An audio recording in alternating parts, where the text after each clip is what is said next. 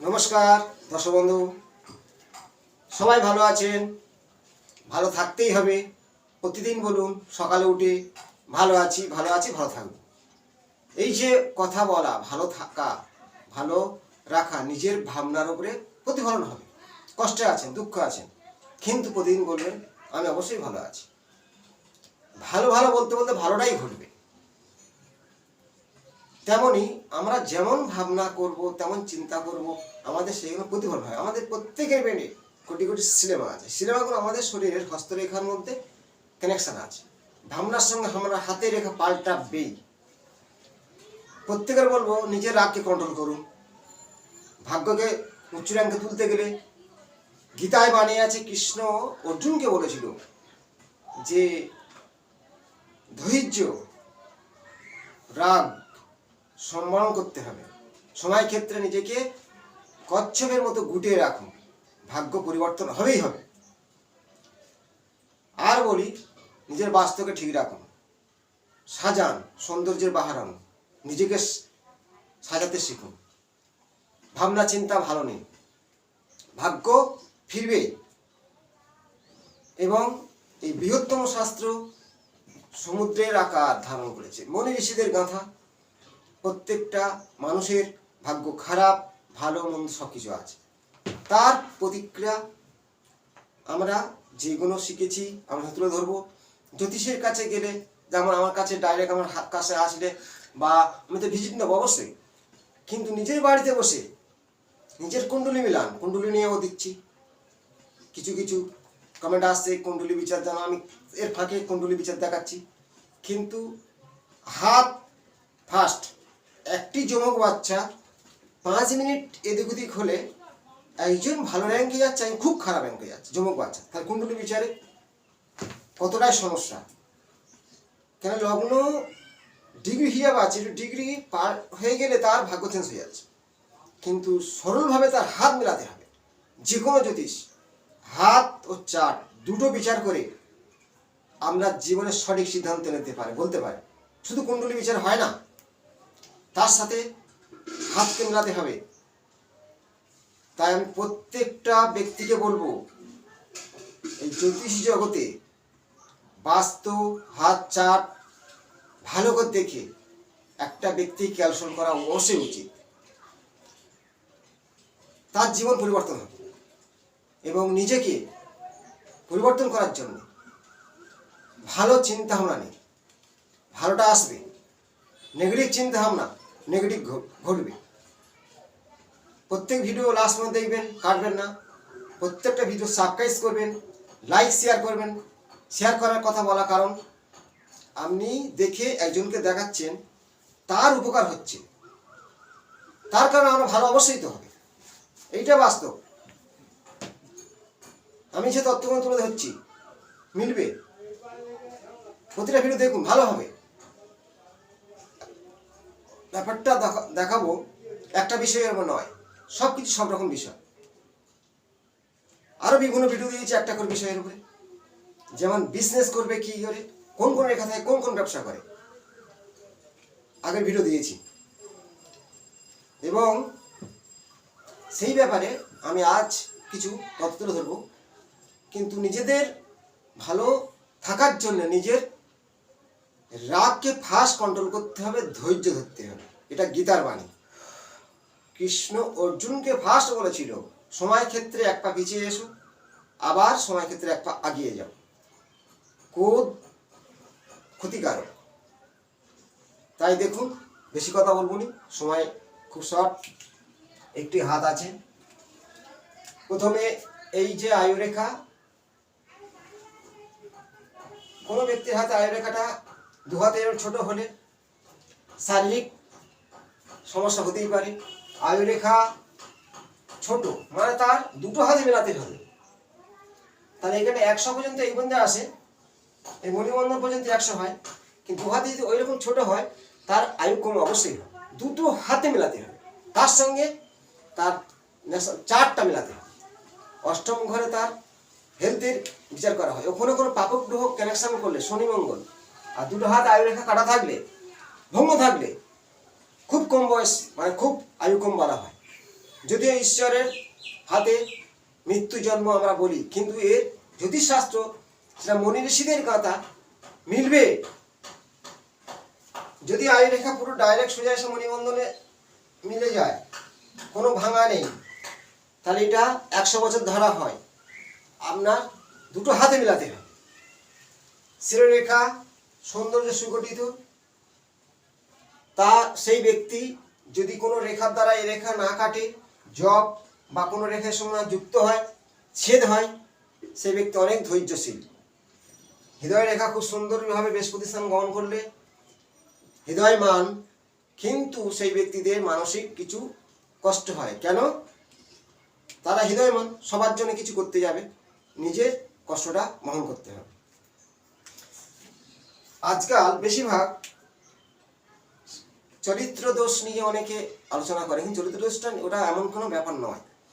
কিছু স্বামী ও স্ত্রীর মধ্যে ভুল বোঝাবুঝি হয়ে থাকে। চরিত্র বলতে কি? একজন চোর, তারও চরিত্র দোষ।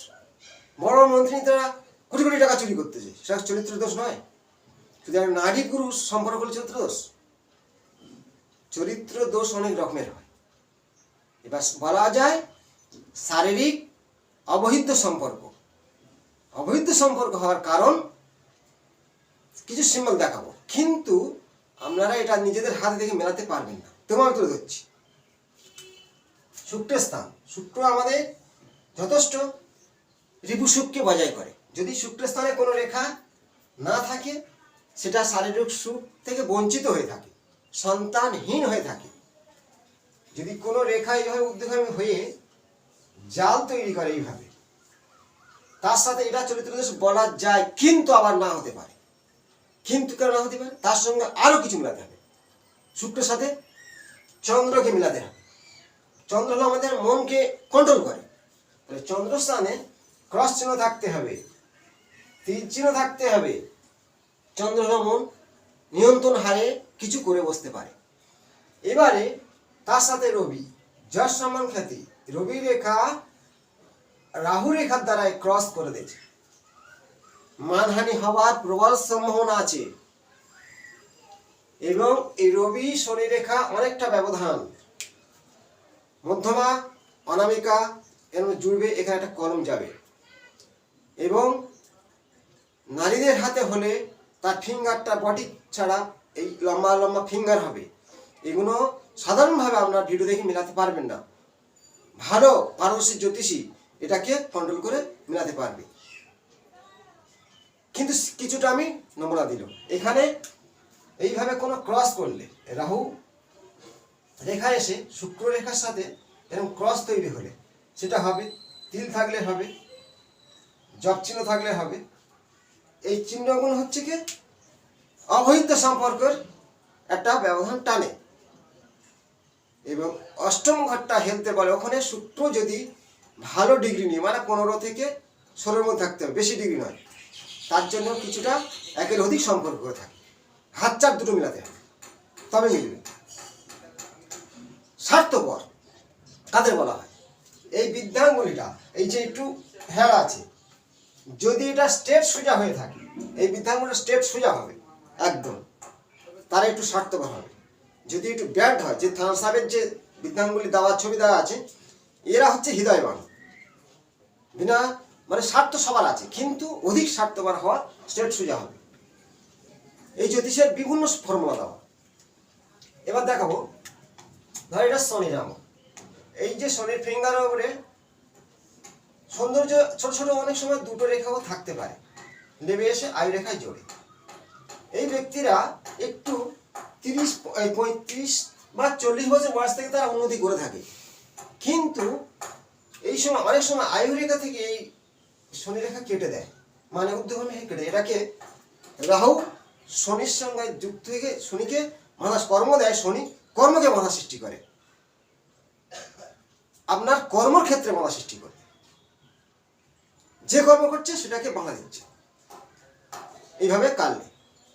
এবার দেখাবো, ধর এটা মঙ্গলের স্থান, এই মঙ্গলের পর্বত, এইখানে কোনো রকমই কোনো রেখা এইভাবে গিয়ে যদি এই যে শিরোরেখাকে স্পর্শ করে, তাদের মধ্যে অবশ্যই রাগ সৃষ্টি হবে। এবার হৃদয় রেখার ওপরে কিছু এইভাবে জপ চিহ্ন থাকা বা হৃদয় রেখার উপরে কিছু কাটাকুটি থাকা, তারা একটু রাগী হয়।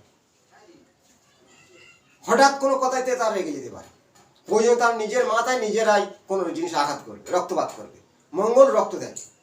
তারপরে কি হয়, সে ব্যক্তিরা নিজেই থেকে কষ্ট পায়। এই জিনিসগুলো নিজেরা মিলান। আর একটা জিনিস দেখো, বৃহস্পতির আঙুল ঠিক সৌন্দর্য সোজা আছে, যদি বৃহস্পতির আঙুলটা ঠিক এই যে তর্জনী আঙুল সামনের দিকে ঝুঁকে থাকবে, মানে এরকম সামনের দিকে ঝুঁকে থাকবে, এই আগাটা সামনের দিকে একটু ঝুঁকে থাকবে। বৃহস্পতির ফিঙ্গার, তর্জনী ফিঙ্গার সামনের দিকে ঝুঁকে থাকে। রবির ফিঙ্গারটা একটু এই দিকে টান থাকবে, শনির দিকে টান থাকবে, কোনো ব্যবধান থাকবে না। আপনার সন্তান অবশ্যই সায়েন্স নিয়ে পড়াশোনা করবে, মিলবে।